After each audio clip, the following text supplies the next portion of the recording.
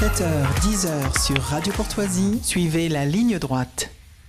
Bonjour Benjamin Blanchard. Bonjour Maud. Merci d'être avec nous ce matin. Alors ce matin, vous allez parler de la guerre entre le Hezbollah et Israël au Liban. Et oui, puisque depuis le 7 octobre dernier, l'attaque d'Israël par le Hamas depuis la bande de Gaza, le Liban retient son souffle de peur d'être entraîné dans une guerre régionale. D'un côté, la puissante milice libanaise chiite, le Hezbollah, le Parti de Dieu, n'a pas manqué d'afficher son soutien au Hamas.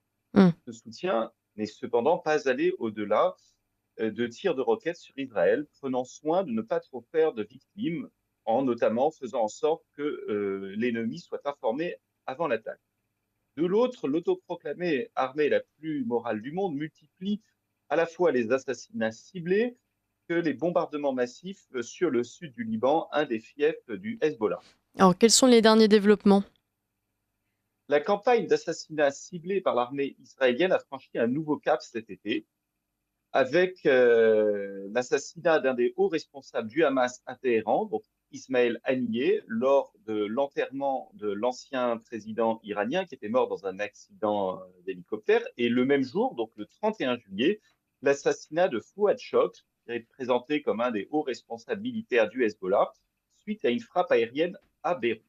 Tout le mois d'août, les diplomates du monde entier se sont succédés au Proche-Orient pour demander au Hezbollah et à l'Iran de modérer leurs réponses. Est-ce qu'ils ont été entendus ? On a la crainte d'une escalade de la part de l'armée israélienne. Alors Dieu seul le sait. Toujours est-il que la réponse dimanche du Hezbollah, qui a été présentée bien sûr comme une grande victoire, fut tout à fait limitée avec le bombardement d'une base de renseignement adverse. Et il semblerait qu'il n'y ait pas eu trop de dégâts. Pour l'instant, la guerre totale entre Israël et le Hezbollah sur l'ensemble du territoire libanais est évitée jusqu'à la prochaine provocation d'un côté ou de l'autre. Pendant ce temps, les habitants du sud du Liban, dont de nombreux chrétiens, continuent de vivre un calvaire. Une partie s'est réfugiée à Beyrouth depuis des mois, l'autre survit dans ses villages malgré le danger et les pénuries. Le reste du pays attend fébrilement, craignant d'être une nouvelle fois entraîné dans un conflit qui leur est étranger. Benjamin Blanchard, il nous reste 2 petites minutes. On pourrait peut-être rappeler à nos auditeurs que SOS Chrétiens d'Orient est présent au Liban, au sud du Liban notamment, il me semble, c'est ça ? Et oui, tout à fait.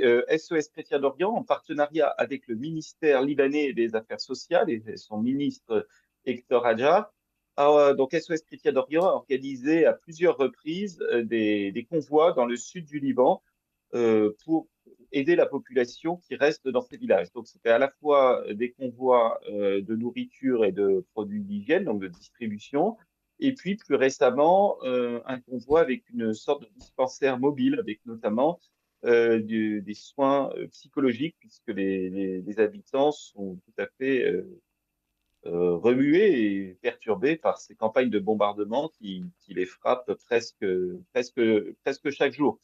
Mais il faut dire que l'ensemble du pays est aujourd'hui dans un état de stress permanent, puisque, je le disais, les habitants attendent ou redoutent une guerre générale, comme ce fut le cas en 2006, lorsque Israël avait envahi toute une partie du Liban dans sa guerre contre le Hezbollah.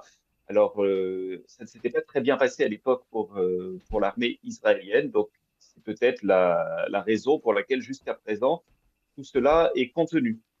Très bien, écoutez, merci beaucoup Benjamin Blanchard.